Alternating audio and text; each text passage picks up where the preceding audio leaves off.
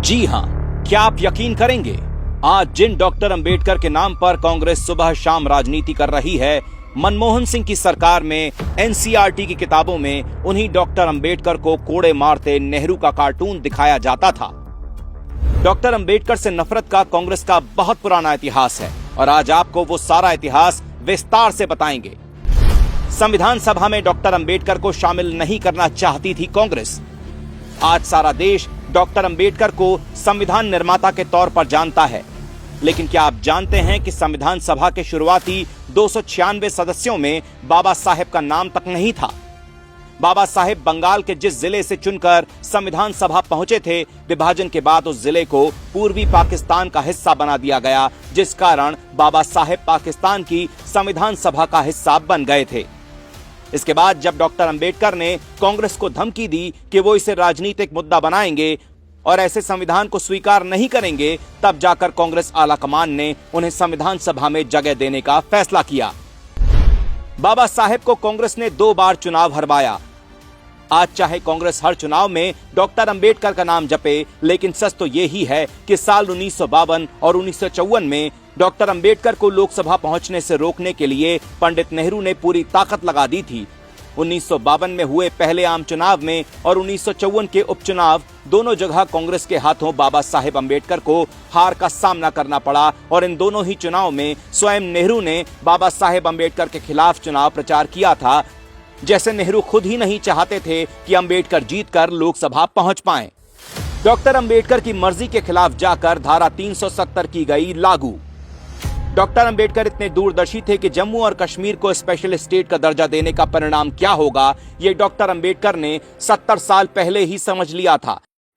इसलिए कांग्रेस और नेहरू की तमाम कोशिशों के बावजूद डॉक्टर अंबेडकर ने भारत के पहले कानून मंत्री और संविधान मसौदा कमेटी के चेयरमैन होने के बावजूद अनुच्छेद 370 का ड्राफ्ट बनाने से मना कर दिया। लेकिन इसके बावजूद नेहरू ने अपनी जिद के चलते इस अनुच्छेद को संविधान पर जबरदस्ती थोप दिया। देहांत के 34 वर्षों बाद मिला भारत रत्न। बाबा साहेब का देहांत 1956 में ही हो गया था, लेकिन उन्हें भारत रत्न के लिए 34 वर्षों का इंतजार करना पड़ा। कांग्रेस की सरकारों ने दशकों तक डॉक्टर अंबेडकर को भारत रत्न देने की मांग को खारिज करती रही। 1990 में जब गैर कांग्रेसी सरकार बनी, तब जाकर देहांत के 34 वर्षों बाद बाबा साहेब को भारत रत्न मिला, जबकि नेहरू इंदिरा सालों पहले ही अपनी सरकार में खुद को इस सर्वोच्च नागरिक सम्मान दे चुके थे। बाबा साहेब का नहीं बनाया कोई राष्ट्रीय स्मारक। 70 साल तक कांग्रेस बाबा साहेब का नाम इतिहास से गायब करने में लगी रही, तभी तो सत्ता में इतने दशक रहने के बावजूद कांग्रेस ने कभी बाबा साहेब के नाम पर एक भी राष्ट्रीय स्मारक तक नहीं बनाया गया। 2014 में केंद्र से कांग्रेस सरकार की विदाई के बाद में उनके जन्म स्थान महू में बाबा साहेब का राष्ट्रीय स्मारक बनवाया गया। संसद कक्ष में नहीं लगने दी बाबा साहेब की तस्वीर। भारत को बस एक परिवार की गुलाम समझने वाली कांग्रेस ने जिस व्यक्ति को संविधान निर्माता कहा जाता है, उन्हीं की कोई तस्वीर संसद के केंद्रीय कक्ष में नहीं लगने दी। कांग्रेस ने दीवार पर जगह नहीं होने का हवाला देकर तस्वीर लगाने की मांग को हमेशा खारिज किया। 1989 में जब गैर कांग्रेस सरकार बनी, तब जाकर संसद के राष्ट्रीय कक्ष में बाबा साहेब का चित्र शामिल कराया गया।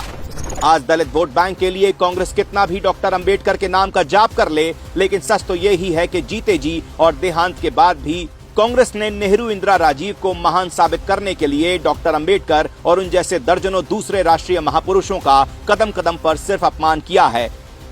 और उस अपमान को ना तो देश भूलेगा और ना ही उस अपमान के लिए कांग्रेस को कभी माफ करेगा। नाम बदला है, नियत नहीं। महागठबंधन की जरूरत नहीं। आज ही लें संकल्प।